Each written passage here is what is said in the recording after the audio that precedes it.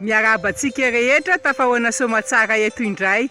Tantara tovovavy anankiray tapidalakale no tiako ifampizarana amintsika. Rehefa tsy hitantsony izay atao dia tapa-kevitra nanantona andrainy izy. Dado, hoy izy taminy, ampio aho fa tsy hitako tsony izay ataoko fa efa nanandrana ny katsaka vahaolana ka kivy tanteraka. Nitsika ny rainy, nanantona azy moramora sady nipetraka teo anilany no niteny taminy hoe enoy tsara ary anaka izao lazaiko aminao izao. Ndeha aloha mikarakara karaoty dia atody ary vovon-dronono.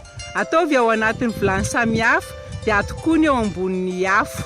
Dia lasa razazavavy mikarakara nanao araka izay nampanaovindrainy azy. Ka rehefa minitra vitsivitsy taorinan'ny niketrehany azy dia hoy rainy taminy hoe loary amin'izay anaka. Ny karaoty sy ny atody ataovy ao anatin'ny vilia samihafa ary ny ronono ataovy ao anaty zinga.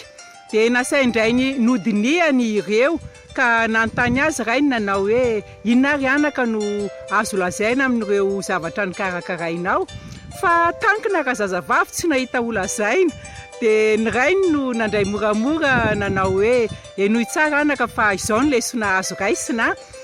Nanahoana ny karaoty? Dia hoy izy hoe le karaoty mafy teo dada rehefa niketrehana dia lasa masaka nalemy. Ary ny atody natahorako ho vaky fa nalemy lasa mafy indray.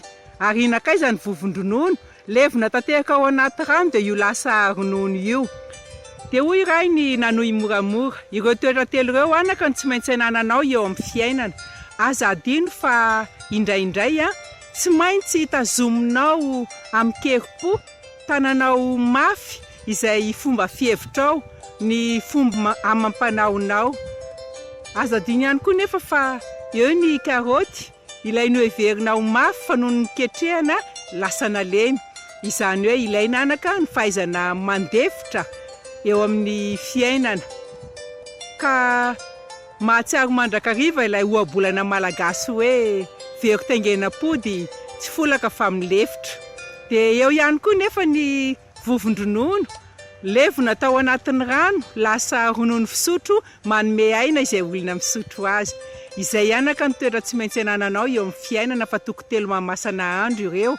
Aza adino fa indraindray eo amin'ny fiainana araka izay trangan-javatra misy dia tsy maintsy adinonao ny mahay anao, adinonao tanteraka fa mihevitena ho tsy misy ianao izay fahalevonanao ao anatin'ny zava-misy izay anefa no hanomezanao aina io fiarahamonina na tontolo misy anao io ahavelombolo azy.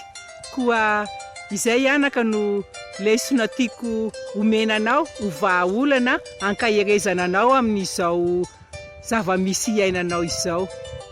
Aza morakivy mahereza ary aza adino fa ilaina koloina ao aminao ireo toetra telo ireo dia tsy ho kivy ianao fa ho tafavoaka eo amin'ny fiainana. Misaotra antsika rehetra dia mirary soa ho amin'ny manaraka indray.